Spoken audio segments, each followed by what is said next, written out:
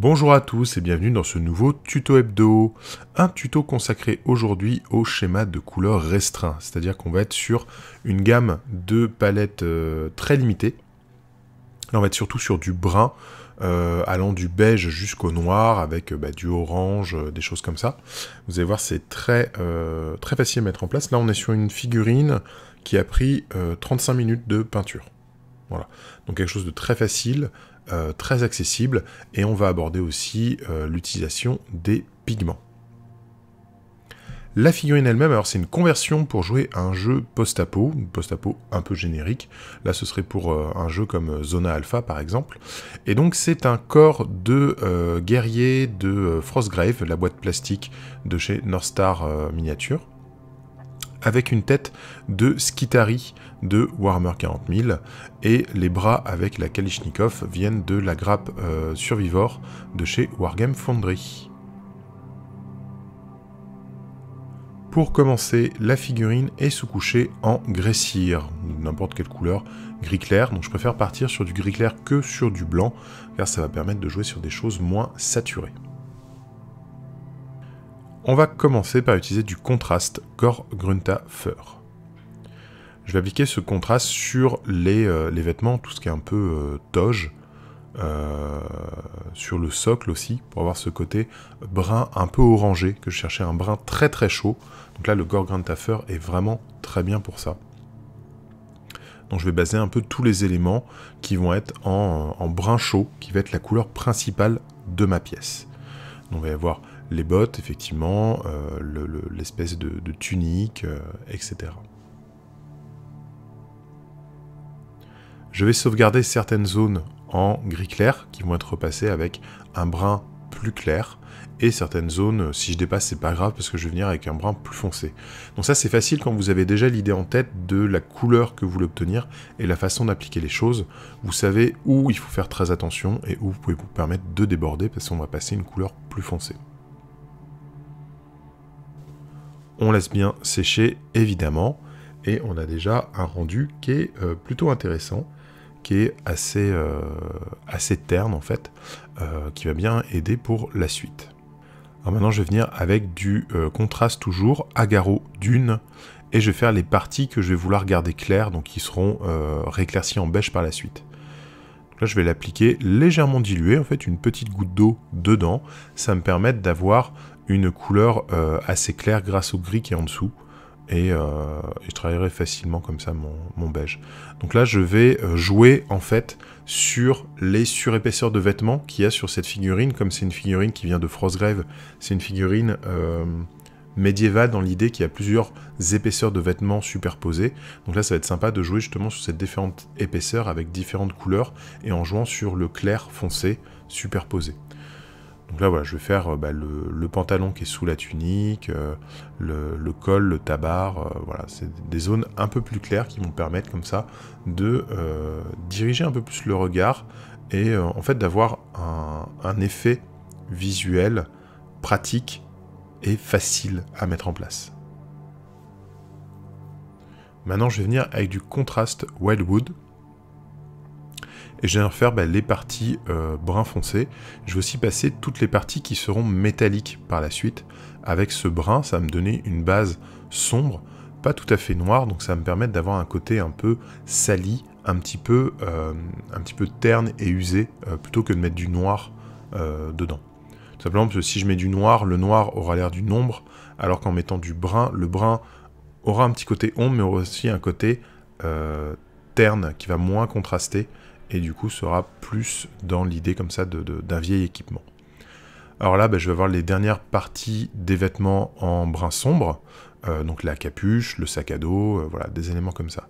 Alors c'est là que justement ma pose des couches de vêtements superposées est réfléchie, c'est-à-dire que j'ai un brun moyen sur l'ensemble de la figurine, un brun clair pour des détails, comme le pagne, les mains, le col, et en contact du brun clair, du coup, par-dessus le col, j'ai cette capuche en brun foncé, donc qui va me permettre en fait d'avoir des zones parfaitement délimitées et hyper lisibles, car je vais jouer sur le contraste clair-obscur.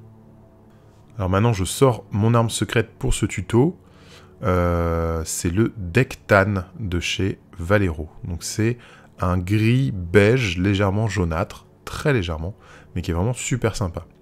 Alors c'est Jacques qui m'a fait découvrir ça, et c'est vraiment une très très bonne couleur. Je vais utiliser le Dectan pour rééclaircir toute la pièce. Voilà. Peu importe quel brin j'ai utilisé, il sera rééclairci au Dectan.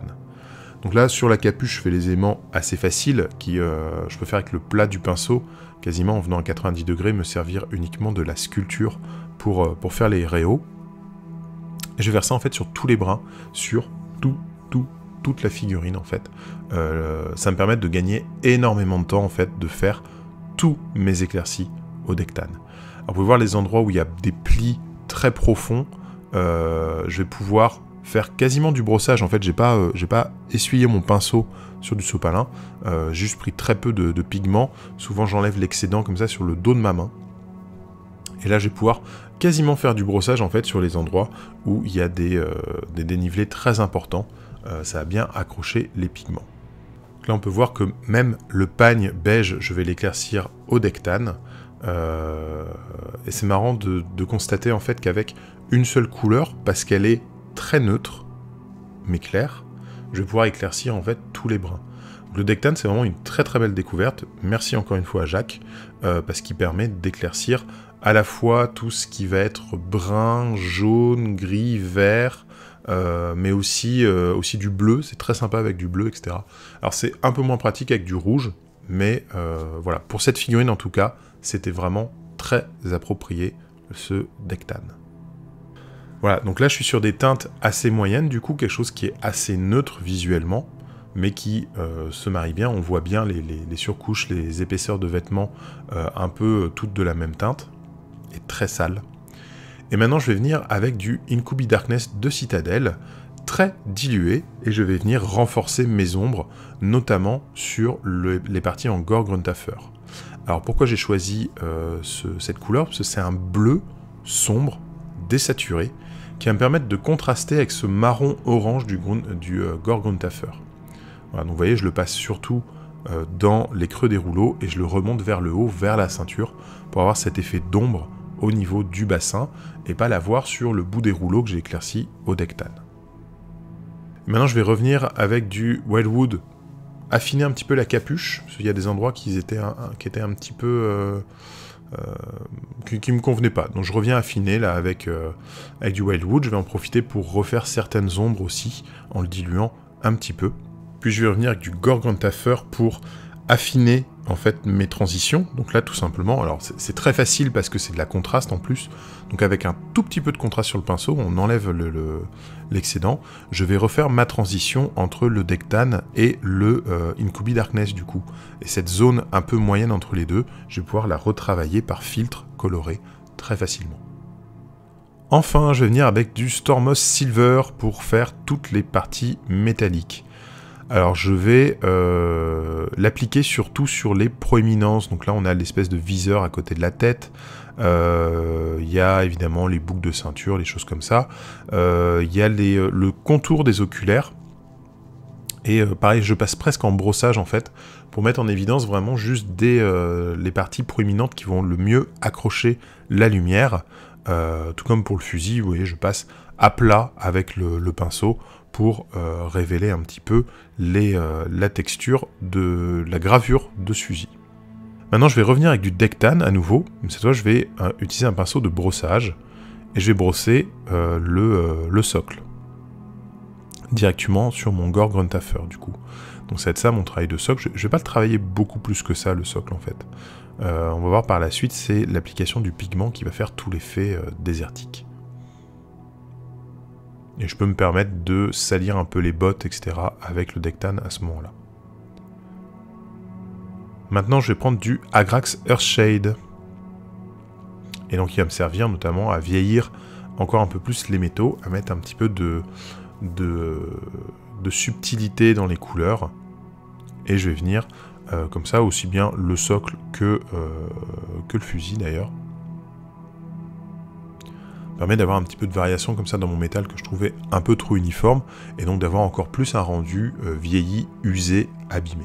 Maintenant, je vais venir avec du Evilson Scarlett pour faire tout simplement les optiques, donc les lentilles là, de ses yeux, et le petit viseur qu'il a sur le côté du crâne. Bon, tout simple, hein, je remplis les cavités comme ça avec mon rouge. Et je vais venir ensuite avec un petit mélange de Evilson Scarlett et de Incubi Darkness pour ombrer. Je vais surtout insister sur le bas des lentilles, voilà, pour faire une espèce de violacé grisâtre qui va me permettre d'ombrer comme ça.